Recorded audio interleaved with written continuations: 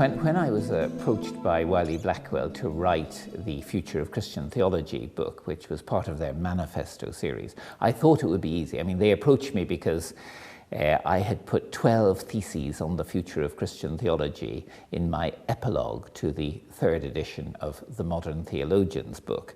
And so they said, well, look, why not write up those 12 theses into a manifesto for the future of Christian theology.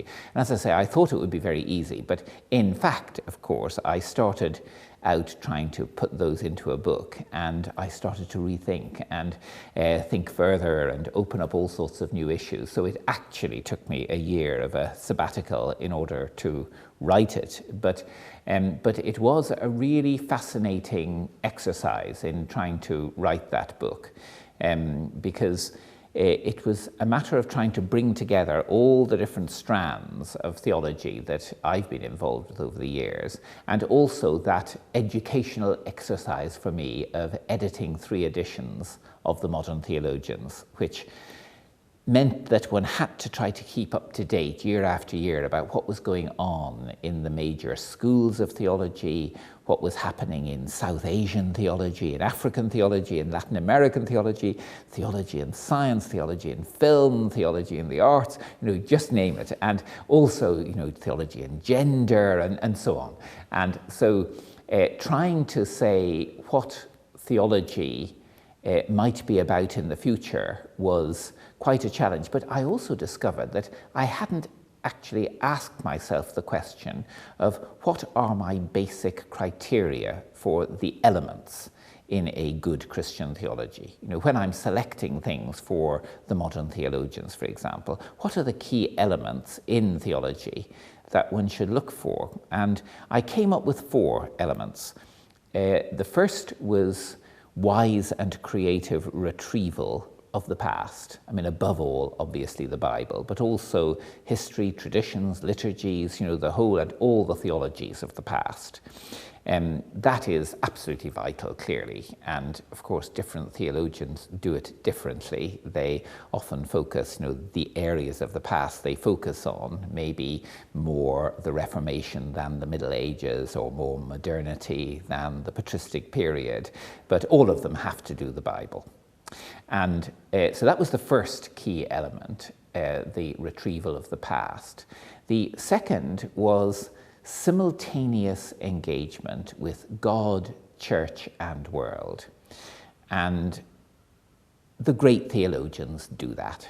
They are, of course, involved with God, but also with the church, and also with the world, both the world of the past and the world of the present. And getting those together is a huge challenge for anybody in their ordinary Christian life, quite apart from being a theologian. The third key element is that of wise and creative thinking, that the theologian has to be as rigorous as possible in thinking through the various range of issues, questions in theology, but also has to try to be imaginative about the possibilities of theology, to try to experiment in their thought. And so the third one is thinking. And the fourth is communication. I think this is often neglected by theologians, but I don't see communicating theology as an add-on, as if you have the content and then an extra packaging. But trying to think how to communicate is part of the theological task. And I think of one of my favorite theologians, Dietrich Bonhoeffer, who, having done the classic German theologian things like writing monographs and doctorates and so forth, and also commentary on scripture, at the end of his life, he blossomed out into a whole range of different types of theology. He was writing poetry, he was writing a drama, he began a novel, he was writing letters and papers and so forth. And I think this creativity in relation to the different genres of theology is very important too.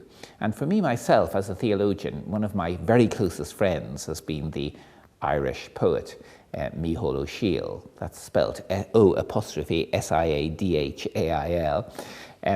And we've been friends for over 40 years. And he's my first reader, and I'm his first reader. And I must say that the experience of having a poet read my theology always for the first time and comment on it has made me much more aware of the importance of the communication side of theology. One of the different things about writing The Future of Christian Theology was that it is one of 3 books in the series, the others being The Future of Jewish Theology by Stephen Kepnes, and the third, The Future of Islamic Theology by Aref Ali Nayed. And one of those has now been finished and is with the publishers, The Future of Jewish Theology by Steve Kepnes. The other one has been delayed because Aref Nayed got involved in the Libyan revolution and ended up as the Libyan ambassador to the United Arab Emirates, where he still is at this moment, though he intends to resign from that after the Libyan elections. But having a Jewish thinker and a Muslim thinker thinking about the future of their fields at the same time was very stimulating. And we had one meeting for quite a long time in Abu Dhabi at one stage, where we laid before each other our thoughts about our books and then responded to them. And somehow thinking about the future of Christian theology always with a particular Jewish and a particular Muslim thinker in mind was very helpful, and it helped you to think about a different sort of audience, so to speak, for it. And also knowing what they were planning to do in their books. And it also actually changed somewhat what I was doing. It wasn't that they were arguing me out of my positions or anything, but they commented on the way I was conceiving the book in a very helpful way, and that changed things somewhat. I suppose the leading concept about theology, in my own theology for some years now, has been that of wisdom. I see wisdom as the most helpful concept summing up what theology is about. In other words, it's about understanding, certainly, but it's also about living. I mean, wisdom, it seems to me, is the relating of our understanding to good judgment and good living, and the flourishing of human life as a whole, and not just human life as itself, but also within the context of the whole of creation. And so I find wisdom has been an increasingly helpful concept to focus on, not least, of course, because it is a basic biblical concept as well, and there's a huge amount to think about there. So I tend to take about 10 years to write one of my main books, and my book, Christian Wisdom, took 10 years, more than 10 years in fact, in terms of its roots.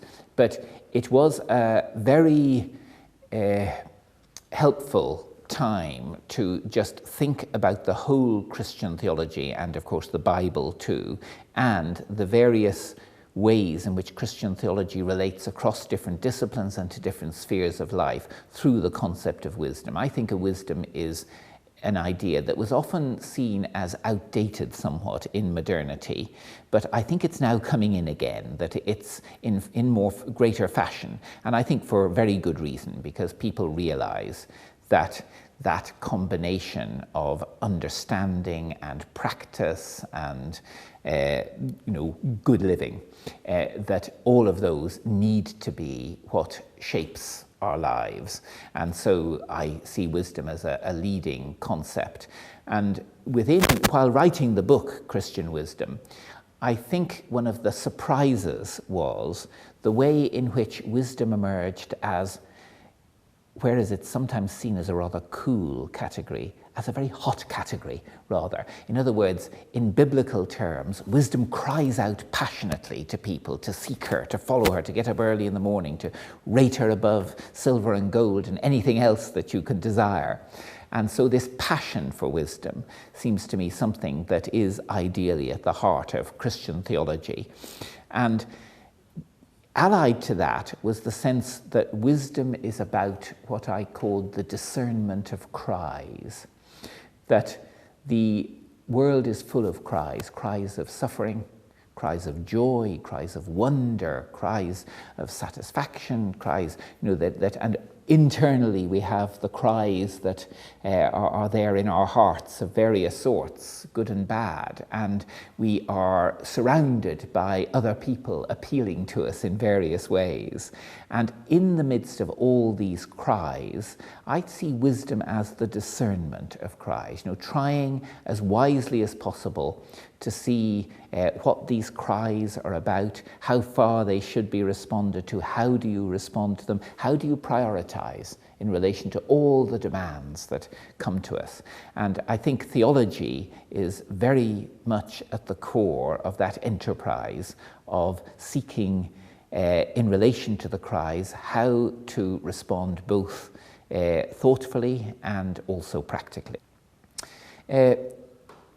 One of the things that I became increasingly convinced of while writing the book Christian Wisdom was that Christian faith is a matter not just of saying, I believe this and I should do this. In other words, indicatives, this is what we affirm, and imperatives, this is what you must do. But that there are other, what I call the moods of faith. Besides the indicative mood and the imperative mood, there's also the interrogative mood, the fact that a lot of theology is about allowing questions to grip you more and more deeply. And the great theologians are always those who have allowed the great questions to get in on them.